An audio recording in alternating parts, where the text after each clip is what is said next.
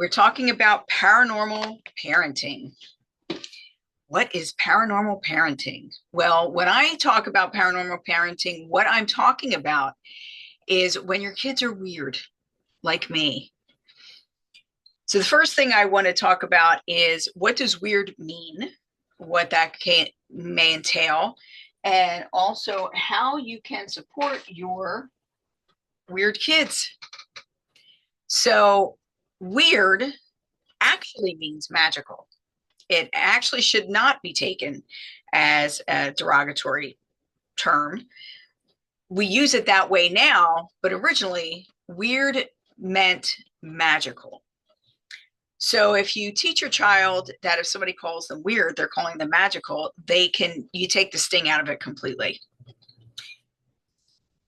One of the things I did with my child as they were growing up, because they were called names and things like that, just as I was, because we were different, I taught them that it doesn't matter what anybody else tells you or says to you. What matters is how you feel about yourself and what you know about yourself.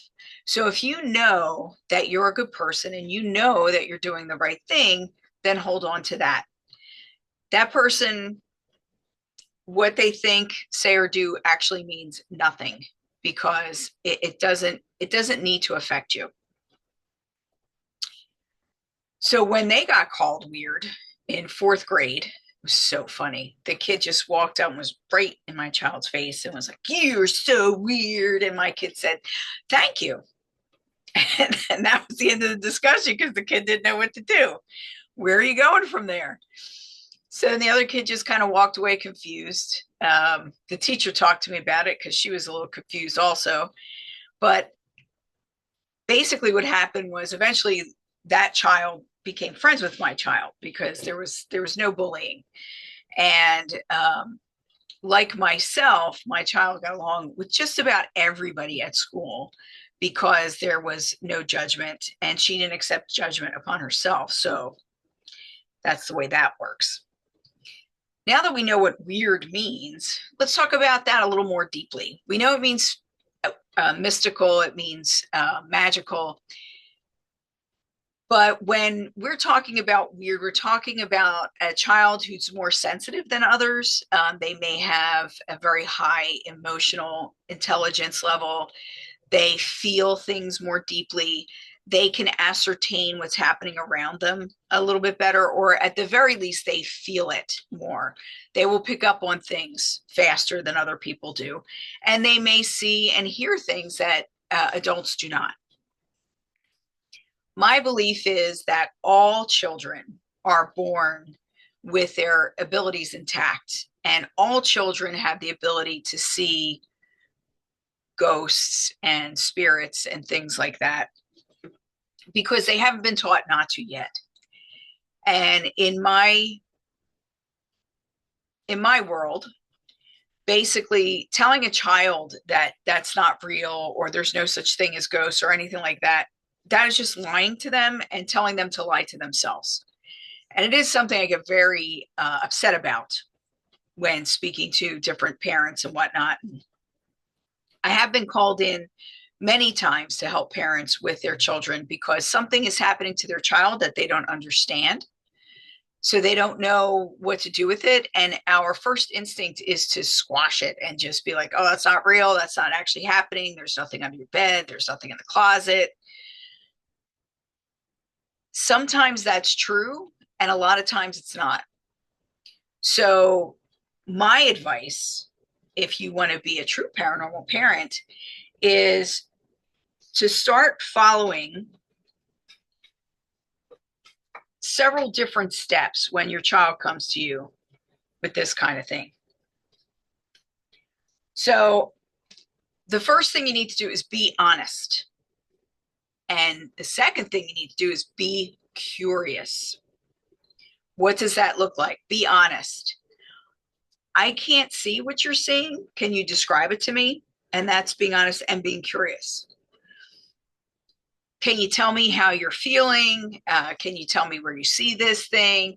And actually, as an adult, if you are sensitive at all and you go into the space and you feel around and just be open to feeling what's there, oftentimes you will feel that cold spot that the kid is speaking to, or you'll feel heat, or you'll feel static electricity, or you might see something out of the corner of your eye if you're honest with yourself. So that's a biggie, is to be honest. You want to be responsive to your child, not dismissive. Don't automatically right away say, oh, there's nothing there. You keep calling me in there and there's never anything in there. Just because you can't see it doesn't mean it's not there. So we don't want to disable this child's sense of self and their trust in themselves by telling them that just because we can't see something or we're not experiencing something, that it doesn't exist. To me, like, that's one of the worst things you could do to anybody, let alone a child. And it really infuriates me when people say things like there's no such thing as ghosts. Oh, you're not actually seeing anything. There's nothing really there. When there are such things as ghosts, at this point, they've been documented. And we should know by now there's more in the world than we can possibly imagine.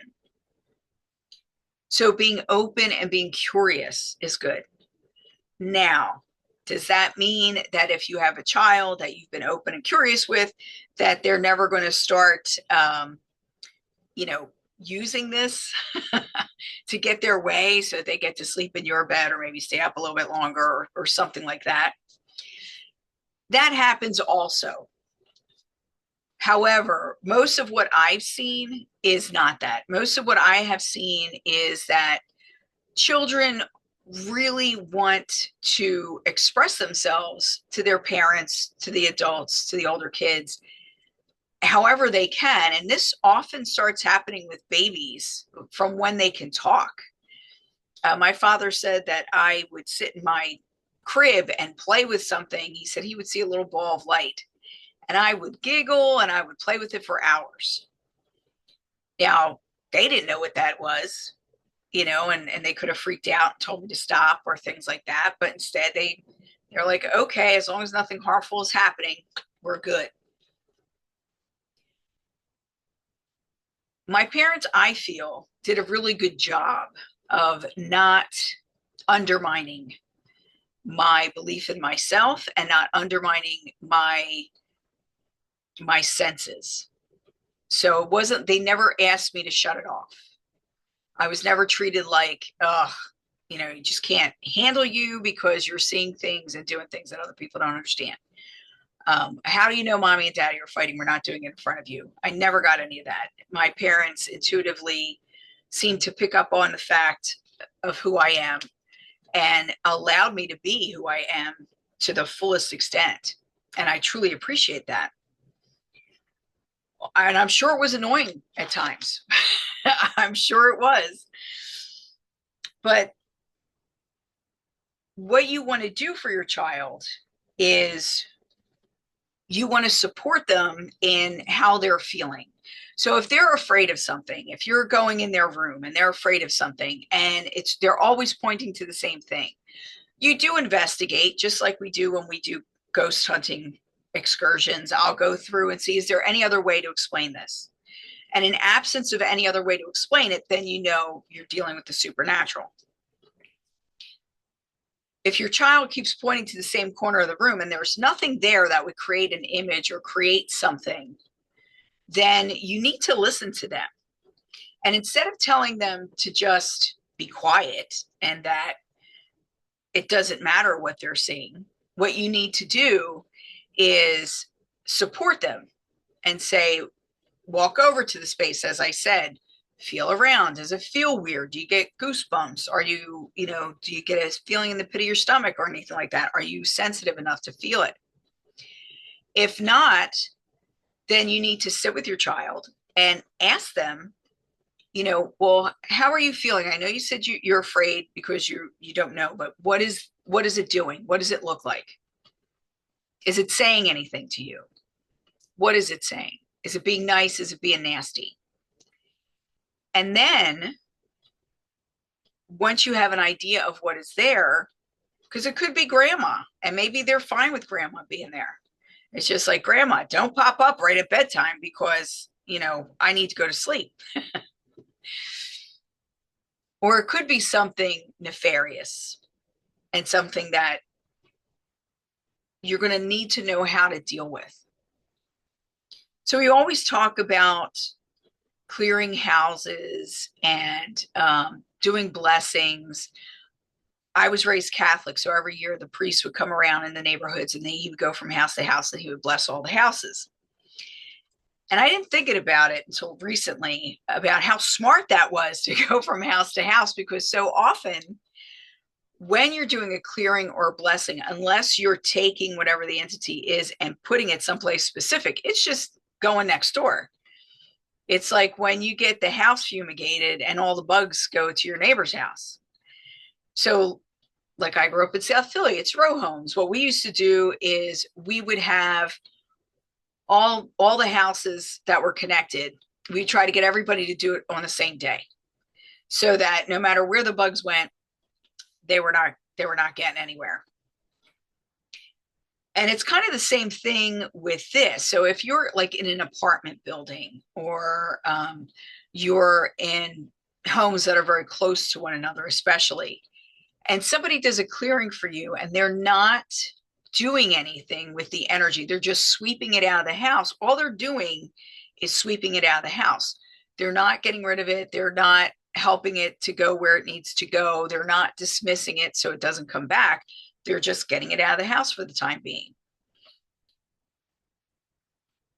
So to be aware of these things, I feel, is very important, because when I first started learning about clearing and exorcisms and depossessions and things like that and blessings, when I first started learning about it, I was taught, you use sage, you open up the windows, let the smoke go out, it'll capture anything negative and things like that.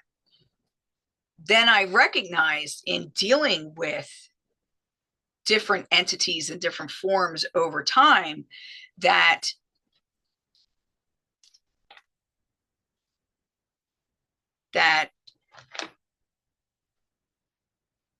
you can't just do that. All you're doing is making them homeless. So if you're talking about a ghost, number one, and you're doing a blessing, if the ghost is grandma or is just a regular person who is not highly negative or anything like that, that's not really going to help.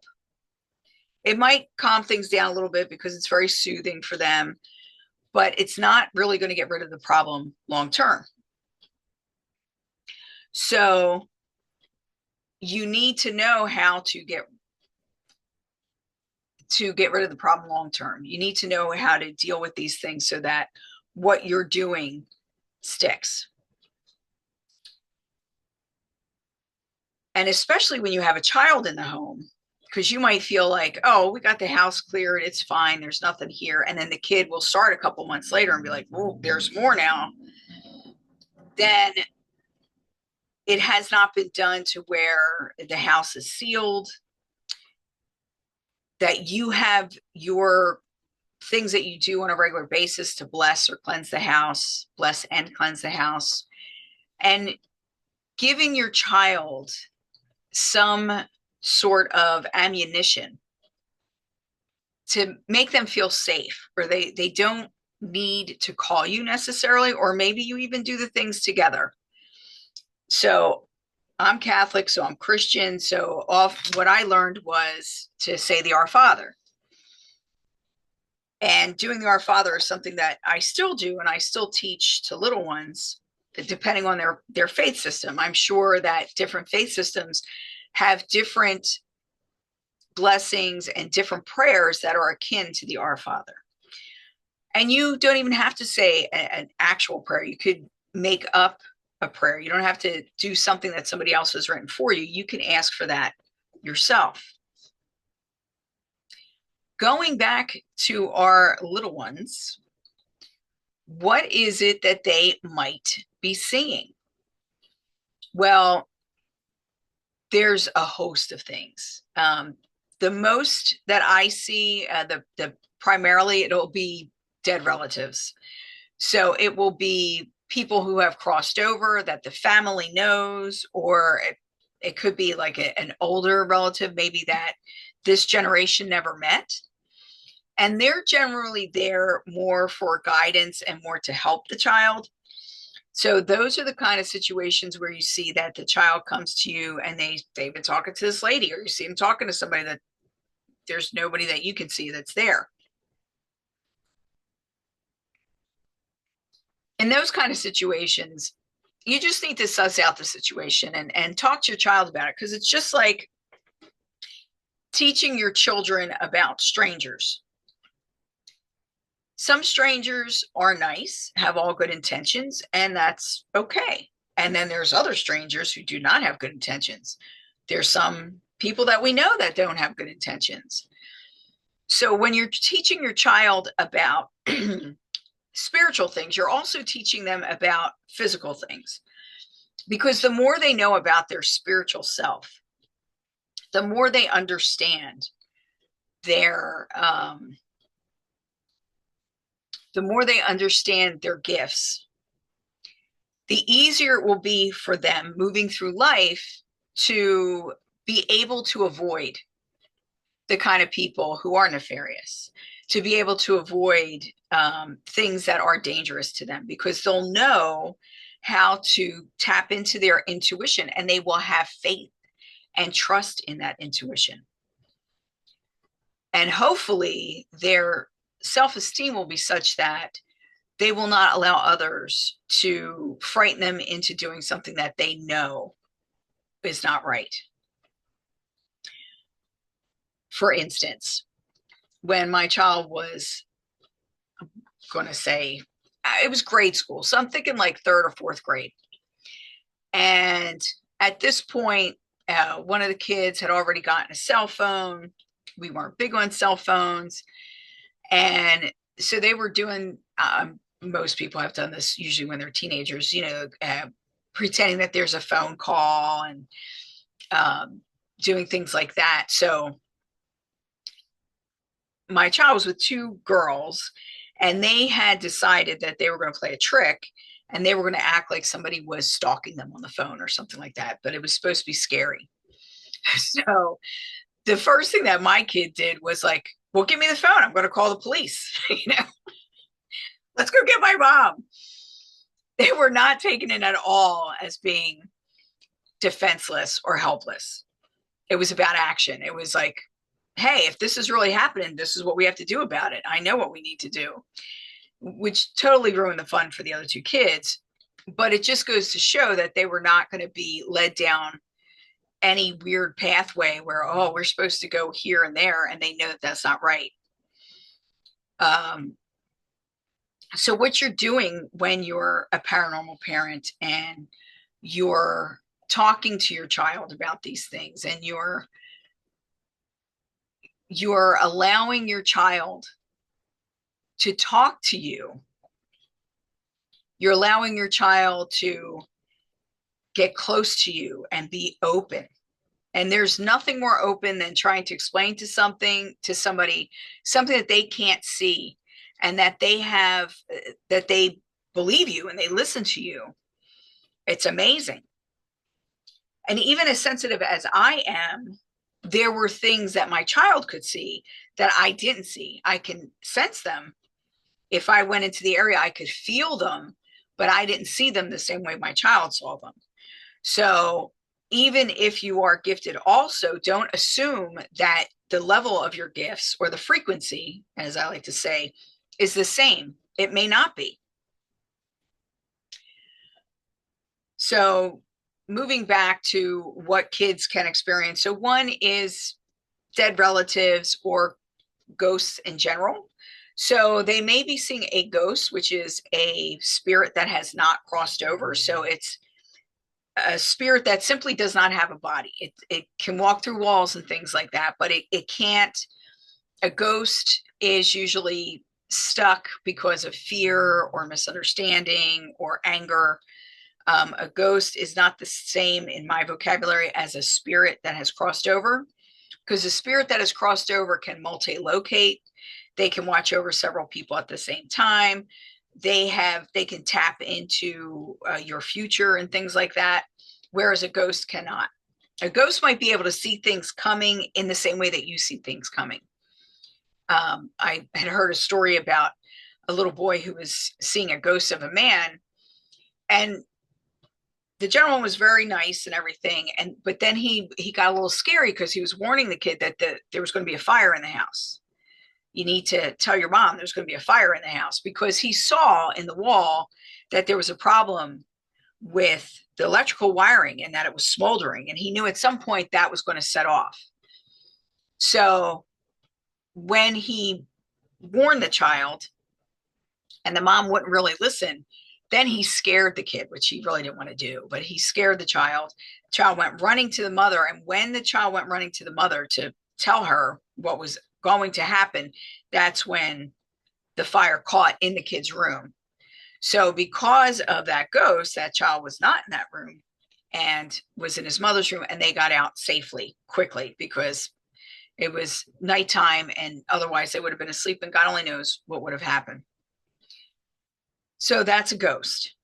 Then you have spirits, and they're more like guides. They're usually more gentle and things like that. Oftentimes there'll be people either attached to the land where you are, like they've lived there and things like that, or it would be a ghost or a spirit of an ancestor, generally, or a close friend. So those are two things that they could see. They may be seeing shadow people. Now, shadow people, there's different theories about what they actually are.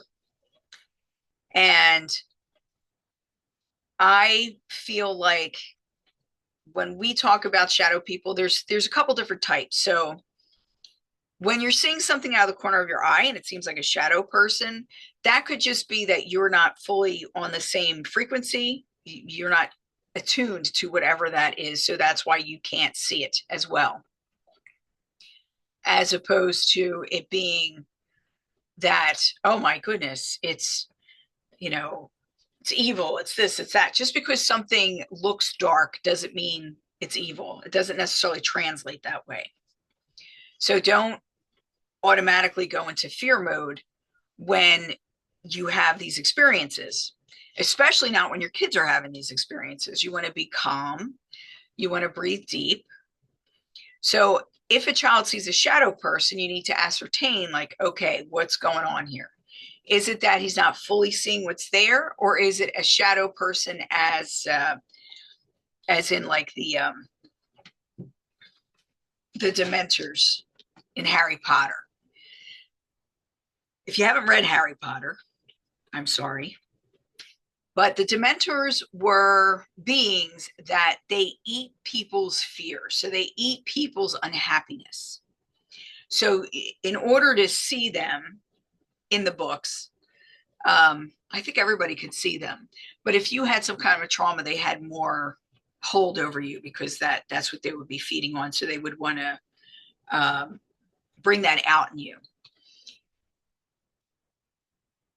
If it's something like that, where it's scaring the child or it's being ominous, then you need to teach your child how to defend themselves against that. So one of the things to know is that things that are negative, things that are evil, demonic, things like that, nefarious, often they are liars. Like, that's the key. That's the biggie. They lie. And if your child knows that it lies, then they know to not really listen to them too much. So if you teach your child that and they recognize that, then they can, be like, that's not true. That's not, my mom loves me. Don't tell me that. They could be there defending themselves, or you can be there with your child against whatever this is. One of the best things to teach a child, in my opinion, is to teach them the white light meditation or the white light prayer. And I have that up on my holisticuniversity.org website. I have it recorded. But basically what the white light is, it's the Christ light. It is pure unconditional love. And you could call it the light of the universe, the light of God, however you want to couch, whatever terms you want to use. And it's just as good just saying the white light energy. But this energetic, especially if your child works with it consistently and you work with it consistently, is very good at, one, raising your own vibration, two, protecting you from anything that's negative, and three, clearing out anything that's negative, because it would be too uncomfortable to be able to be in your presence or to be around that. So if your child is seeing something like this, to teach them how to pull in the white light energy and how to do that prayer or that process, now you've handed them a tool that can be used for so many different things and is excellent for their self-esteem and is good for their mental health and will help them in a lot of different ways. So I have written like a short story kind of thing that I have on my website, GeralynSt.Joseph.com. And it's called Guidance for Kids and Parents, Things That Go Bump in the Night. I am expanding it to a larger book. I still haven't gotten it done, but I at least put this up, so it should give you some help. So with the white light, it could be as simple as, especially if you're dealing with shadow people, because they can't stand light at all, as simple as the child taking several deep breaths, nice and slow. You breathe in deep, you hold it for a second or two, and you breathe out really slow so your body calms down. And then just tell them to imagine the sun coming down into their room, and it just lights up every corner, and it goes in through the closet, it goes under the bed, it's everywhere. This light is everywhere. And you just feel its warmth, and you feel it like holding you. And when they have that tool and they do that, it does several things. It'll help calm them down. So whether something was there or not, it will calm them down. If something is there and it's negative, it will retreat. It'll move away from that. It's kind of like when you have a bully. The bully is not going to keep pursuing somebody who things are not working on. They want to pick the weak in the litter. They want to pick the people that don't stand up for themselves or that they can get over on. They're not going to go after somebody who punches them back. So it's the same thing with these types of entities. If you show your child how to defend themselves and you know how to defend yourself, then you can force them out. And then there's nothing that they can do. Then they will stop bothering your kids. And if anything does happen, then your child knows what to do. Like empowering your child with these things is really paramount to them becoming a strong, well-adjusted adult. And as I said in the beginning, the worst thing you can do is to tell your kid that there's nothing there and that they aren't real. That's even worse. So telling them there's nothing there, that they can't believe their own eyes and their own senses, is not good. But telling them that what they're seeing doesn't exist at all in the world is even worse, because you're gaslighting that child.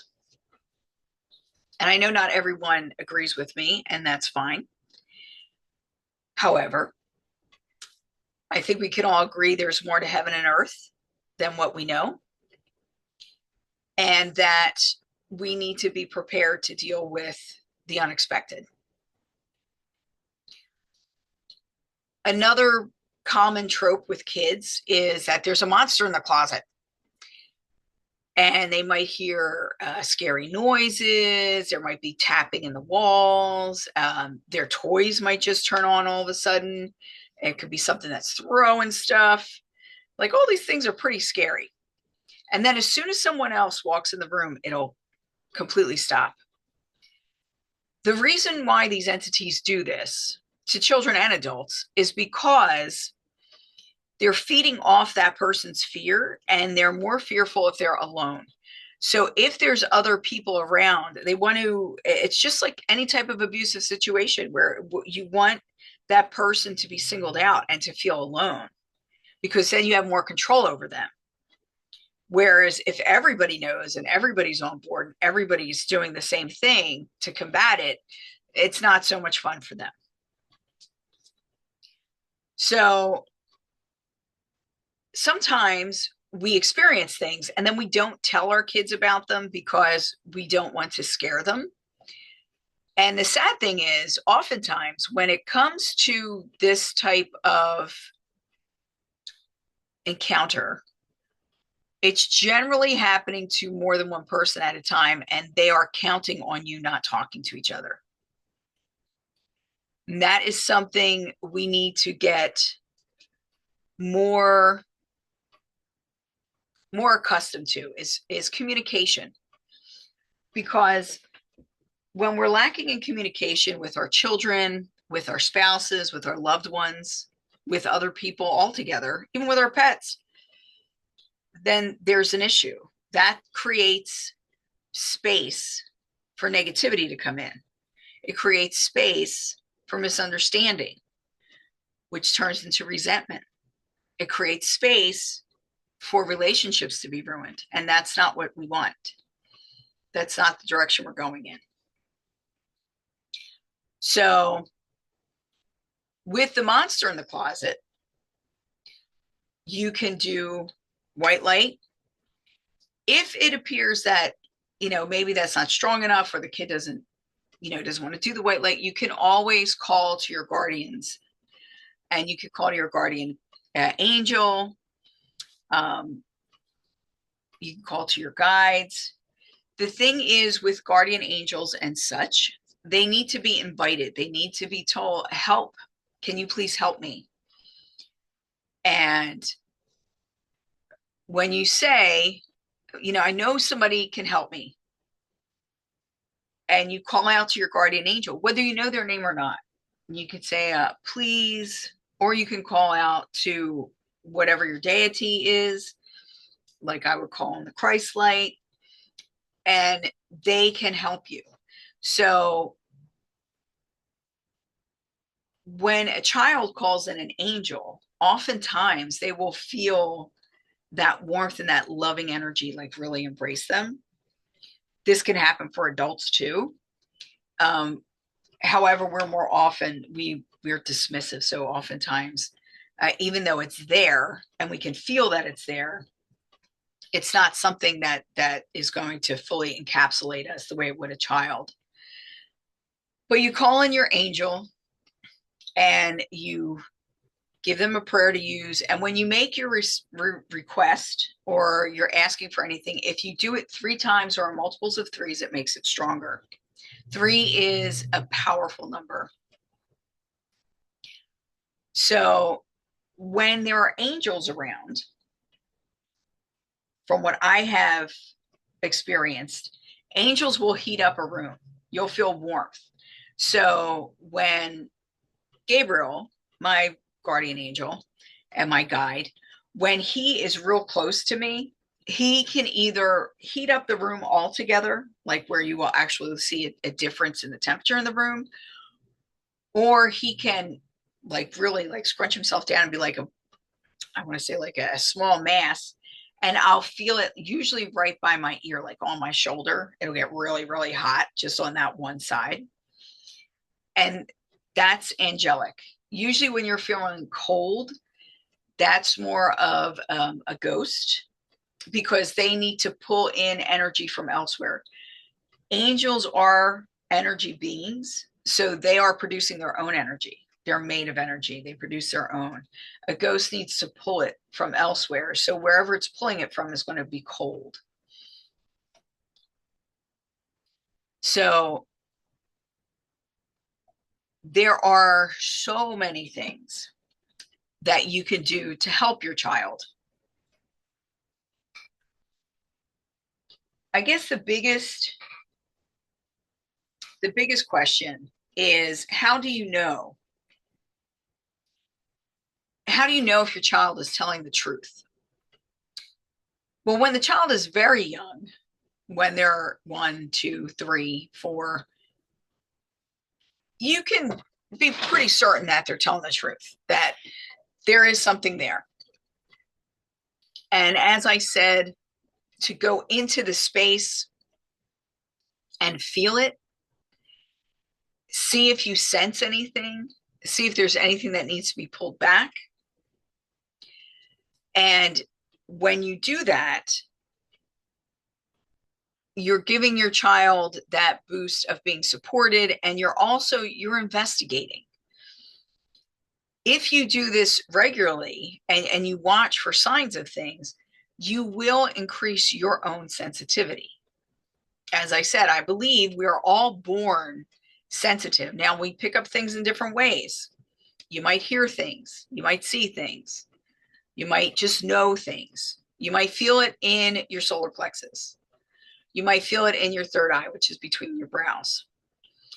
You might get goosebumps. You might feel heavy. Like all these different things, if you pay attention to them, then you can begin to discern where they're coming from, how they're operating, and what's going on from there.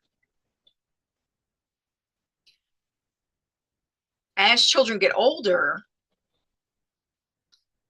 most kids will start to lose their abilities and their sensitivity because they're taught not to believe their own eyes, not to trust their own senses. This is also why, as they get older, there's more of a propensity to get into trouble or get into dangerous situations, like clear-headed. Yes, part of that might be being a teenager, but a good part of that also is not recognizing your intuition anymore, not recognizing your inner self and your senses that can see beyond. It's also about giving them the support they need and giving them the self-esteem that they need to move through life confidently, to be confident. I've often had people come to me with kids who are younger, but they noticed that every time the kid gets angry, like stuff falls off the walls or things break, like what's happening in this situation? What's happening in that situation is generally it's a little bit of telekinesis. And this really spikes during the teenage years. So it's almost like the energy in our brain needs somewhere to go. So it goes outward and it strikes out at things. It can strike out at a person too. So you really need to be aware of this and careful with it. So if you have a child who has these things start to happen around them, your best course of action, in my opinion, is to work with them, teach them how to calm themselves down, teach them how to direct their energy in a positive way, teach them to be more careful with their thoughts. And if it's not them, if it's something outside of them that's following them because it likes the anger, so it revs it up, then again, white light meditation, do a clearing, have prayers on the ready, and call a professional. If you're dealing with something that is actually throwing stuff around or hurting people, somebody's getting scratched, stuff like, you need a professional at that point. You don't want to try to just deal with it on your own and by yourself, because you can ramp things up and make it a whole lot worse before it gets better. And you don't want to do that. You want to bring somebody in to help you out who knows what they're doing and can come in and do it effectively, and do it so that nothing else comes in. When you're talking to a practitioner, excuse me, to help you with these things, some of the things you need to know about the practitioner is you need to know what your faith system is, and you need to ask about theirs and who they've worked with or what they know about other faiths. Because whatever your faith system is, you want to work with that. As I said, I was raised Roman Catholic, so I have Christian leanings, but I've also studied a lot of different faiths, and I've studied a lot of different religious books, and different deities and things like that, so that I know when I walk into a situation, I am capable of dealing with it on whatever level they're at, wherever they're coming from. So I hate to tell you atheists out there, but you guys are SOL. Unless you choose to believe in something, you're going to have a problem when this stuff comes around. And it does seem to really dig in when it's around people that keep poo-pooing and acting like that's not it, that's not it, that's not it. It'll keep digging in. It gives it a place to really take hold. And you need to be careful of that. So the last thing that I'd like to talk about is faith. What do I mean by faith? I'll tell you what I don't mean. I don't mean that you have to go to a specific church, that you have to believe in a certain form of prayer, or you have to believe in a certain way to express yourself to God or the universe or the all that is, whatever name you want to call it. It doesn't necessarily have to be something that's structured. Faith is something that's internal. So faith with a small f, I think, is the faith that you're involved with, like Roman Catholicism. I go to Unity Church.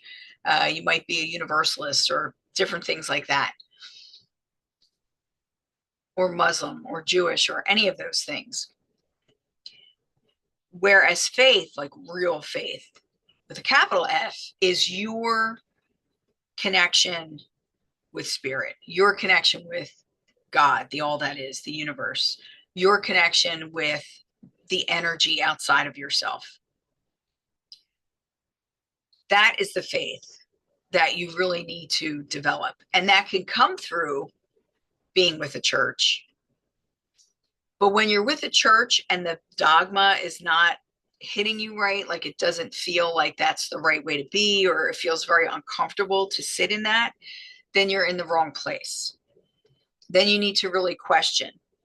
And again, it's about not following the crowd.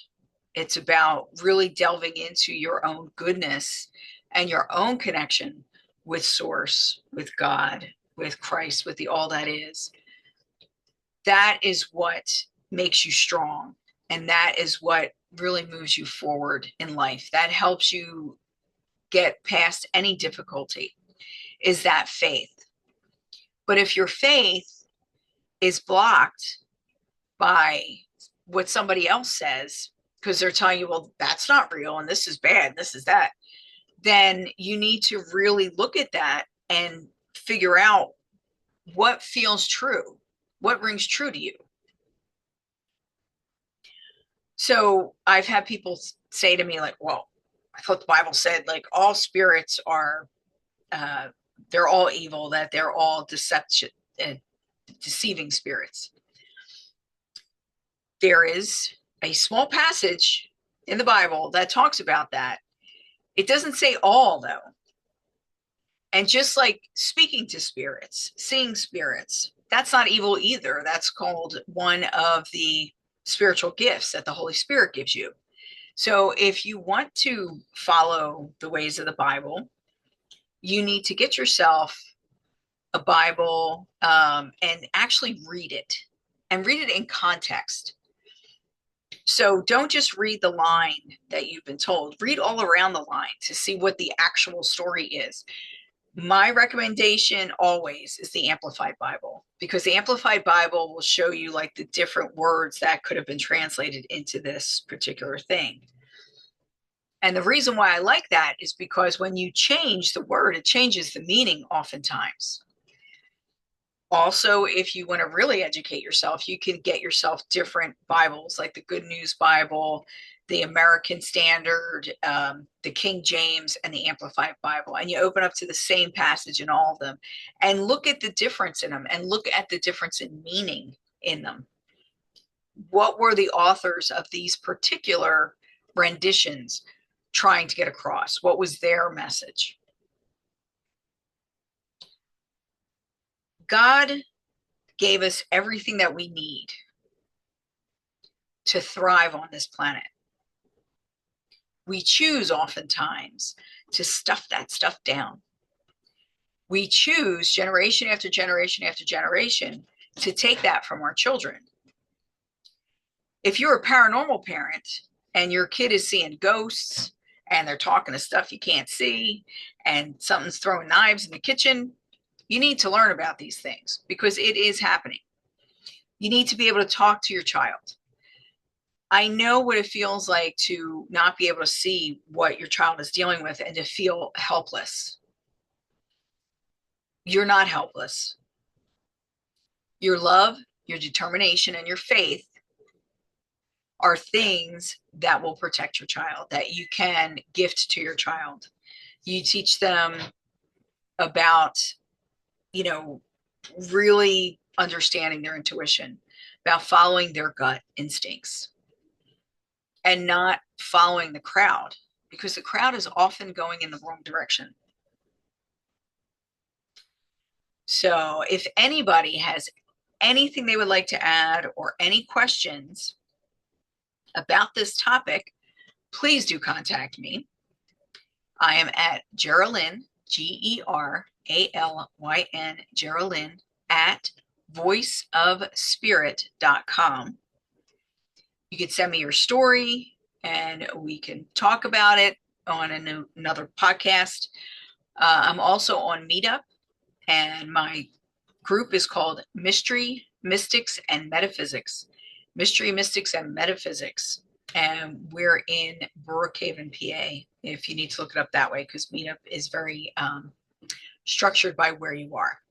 But most of our meetings we do over Zoom. So we have a couple more minutes left. And what I want to do is I want to go over the white light meditation with you. And if your child is around, you may want them to sit in your lap and do this with you. I did this with my child from when they were a baby. Actually, when they were in utero, if we're going to be honest. But then I used to sit with my child on my lap and meditate and do things with them. The younger they are, when they start to learn about faith and learn about their abilities, the better it is, because it really makes a huge difference in their development and the things that they can see as possible for themselves. And also how much they can be swayed by others, or at least I like to think so. Okay. All right. So get comfy. Might want to roll your shoulders a little bit or stretch, put your feet flat on the floor, or if you're laying down, that's fine. Don't do this while you're driving, please.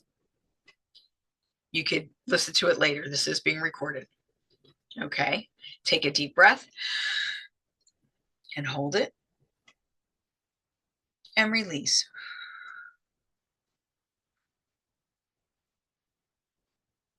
And relax. And again, take a deep breath and hold it and release.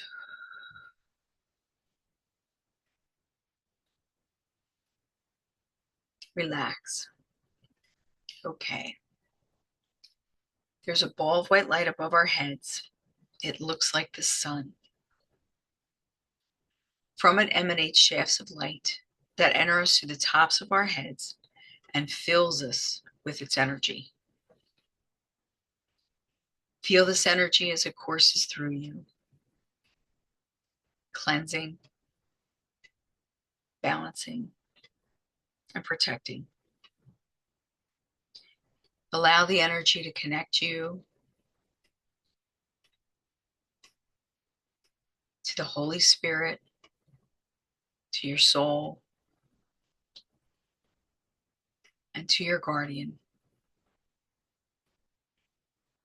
We ask that we be filled with the white light energy and that it fill our space all around us, and that it finds every corner, every nook, every cranny,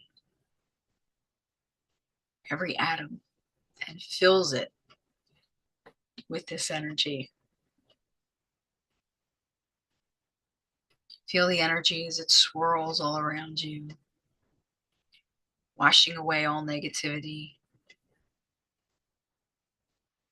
capturing anything that does not belong, putting it in bubbles to be blown back up to heaven, to be recycled or resourced. Feel the gentle, loving arms of your angel around you.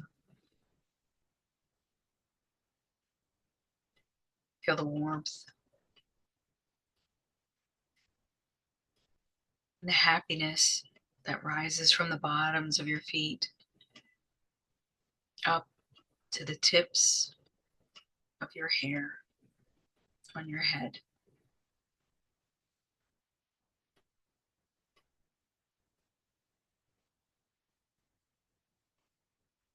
Ask your guardian for their assistance and to help you whenever they see you need it.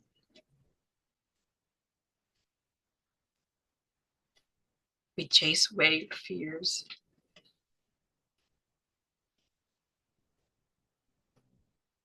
The bright light gently fades.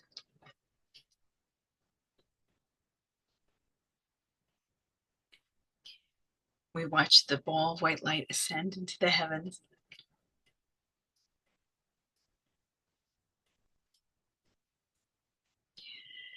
Leaving a soft white glow on all it touched. Take a deep breath and relax.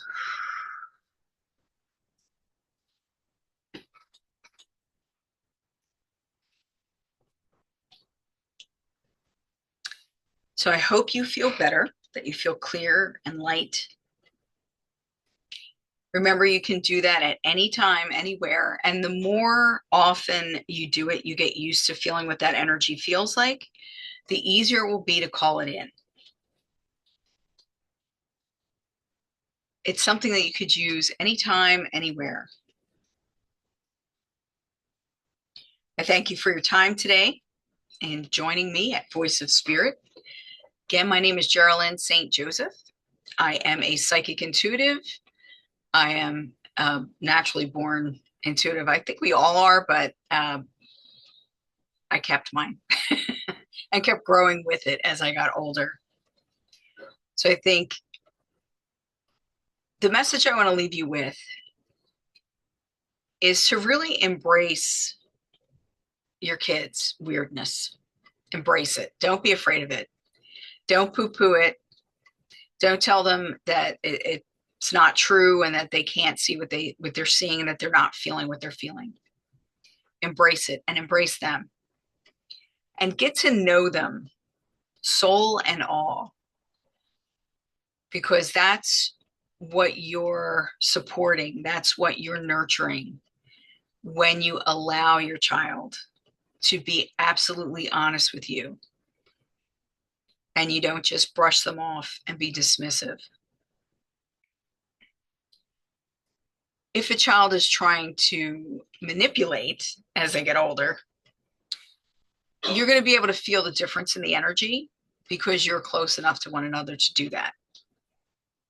So that's important. Lead first, always, always with love, always with compassion in your heart. And don't ever let anything else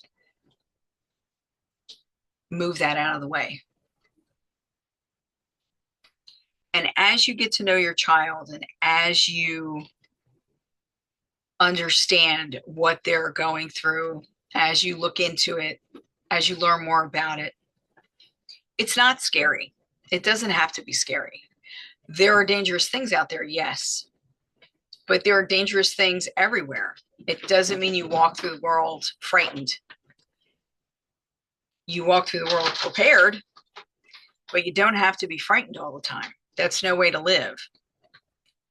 So when you know what you're dealing with and you know that there are resources out there for you, and most of all, you know you're not crazy, it's very helpful.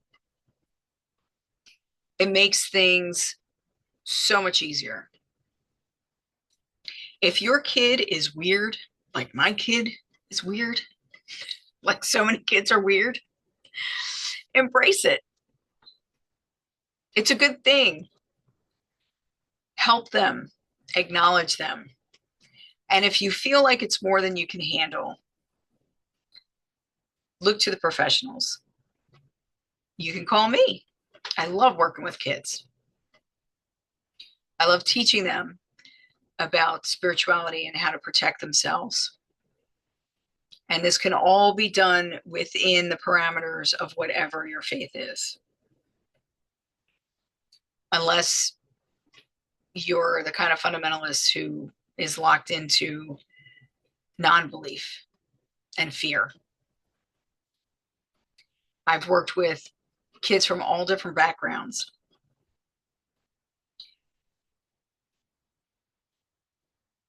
And the most important thing is they should trust themselves. They should be able to trust their own senses. And that's up to you to give them that gift, to allow them to trust and for you to trust them also. If you would like to see me in person this weekend, January 17th and 18th, 2025, I will be in Elkton, Maryland at the Mind, Body, Spirit Expo, not Expo, Festival, Mind, Body, Spirit Festival.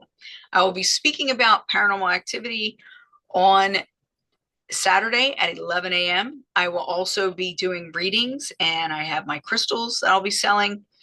So if you'd like to meet me in person, come on down. It is free to enter. It's $15 if you want access to all the different talks and things. There's a lot going on. It was really fun when we did it last year. I'm sure it's going to be equally as fun this year. So I would love to meet you. Let me know where you know me from. Also, if you'd like more information about paranormal parenting or would like to discuss this further or would like to work with me, or you have any questions, contact me at Geralyn at voiceofspirit.com. That's Geralyn at voiceofspirit.com. My website, I have several, voiceofspirit.com, GeralynSt.Joseph.com, or you could just Google me. I'm easy to find. I hope this time together was as enjoyable for you as it was for me, and I look forward to seeing you next month. Who knows what we're going to be talking about? Maybe you do. Send me suggestions. Let me know what you'd like to see, and catch up with me on YouTube. I'm under my name, Geralyn St. Joseph. I do that with everything. Thank you so much for your time. I appreciate you. Blessings. Have a good 2025.